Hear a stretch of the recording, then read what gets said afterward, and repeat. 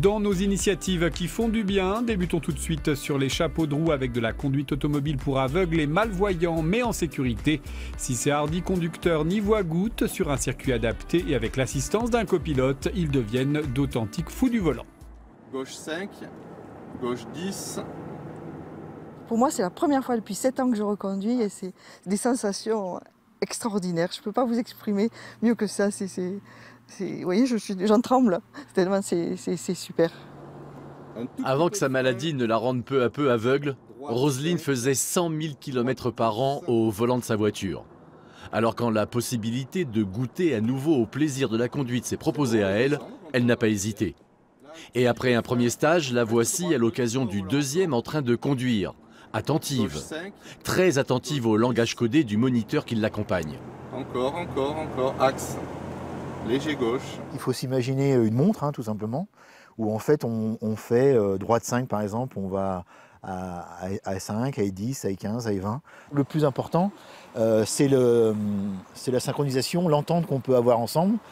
L'entente et la confiance qui, de fil en aiguille, en prenant tout son temps, permettent aux conducteurs de devenir pilotes en montant peu à peu en puissance. On leur propose de passer sur un véhicule qui a beaucoup plus de chevaux, une Mégane RS à l'occasion qui a une puissance de 265 chevaux, qui est toujours en double commande aussi. Et ça leur permet, je vais dire, un peu de se glisser, entre guillemets, dans un baquet avec des sensations sympathiques. Lâchez gaz, gauche 5, gauche 10. Axe, allez, virage, freinage fort, 5. C'est un plaisir, c'est des sensations extraordinaires parce qu'on est vraiment en relation avec la route, avec le véhicule, et c'est plein de petits ressentis qu'on n'a pas quand on est passager. 130 km par heure au compteur en bout de ligne droite. Virgile, non-voyant de naissance, n'en était pas à son coup d'essai. S'il persévère, il pourra peut-être un jour battre le record du monde de vitesse pour un non-voyant avec une pointe à 328 km par heure. La ville est devenue le nouvel Eldorado du miel. En milieu urbain, les abeilles sont à leur affaire, surtout depuis que les pesticides y sont interdits. Pour les ruches, le véritable air pur n'est pas à la campagne. Exemple sur le toit d'un supermarché de Vendée. Ludovic Gallet est apiculteur en altitude. Ce matin, c'est sur le toit d'une grande surface qu'il vient inspecter ses ruches.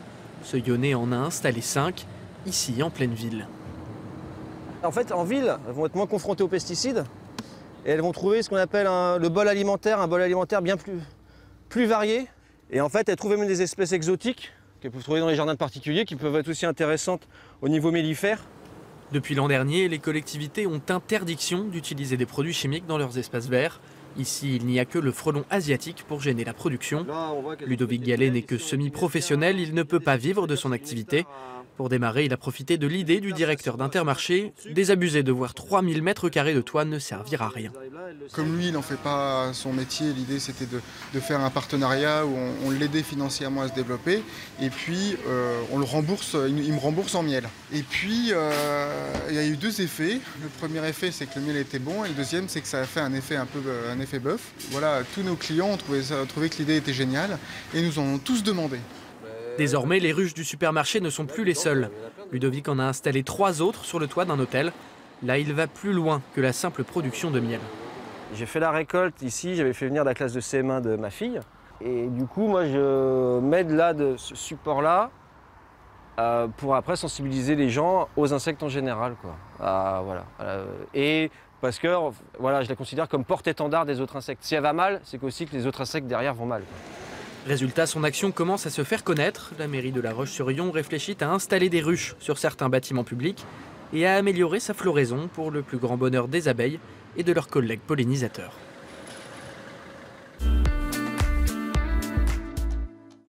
Passons de la ville à la campagne. À l'heure où la ruralité se sent abandonnée, le maire de Casténau-Péguerolles dans l'Aveyron a trouvé l'appli qui va bien pour informer ses administrés. La commune est peu peuplée mais très étendue. Toutefois, en quelques clics, on sait tout. Pour être au courant de tout dans les villages, avant il y avait ceci.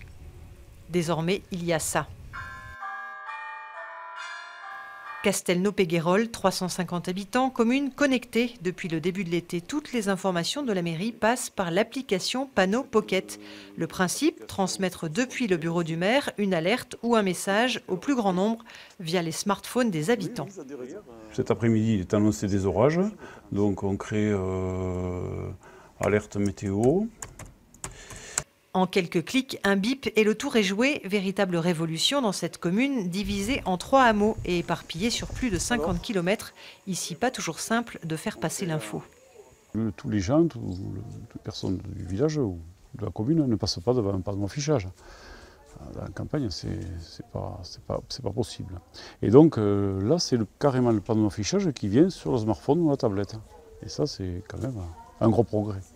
Convaincus ou pas, pour l'heure, les habitants se montrent plutôt curieux.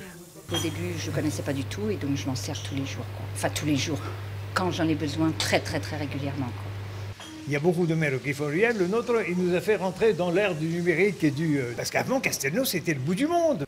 Castelnau branché, une réalité grâce à Panneau Pocket. En un an, l'application a déjà séduit près d'une dizaine de communes sur le département de l'Aveyron. Est-ce que c'est du yoga? Est-ce que c'est du paddle? Les deux à la fois. En Corse, on marie les disciplines sur le bleu si apaisant de la mer, si clair. Les postures de yoga se font bien centrées sur la planche. Cela exige bien sûr un très grand sens de l'équilibre, mais si c'est plus difficile, les bénéfices sont aussi plus nombreux. Ça permet un travail musculaire profond. On allie vraiment ces deux aspects, donc physique, énergétique, et méditatif, relaxation. La main droite sur la jambe gauche. Inspire le bras gauche. Le résultat est grandement apaisant, mais ne peut évidemment se pratiquer sur une mer déchaînée.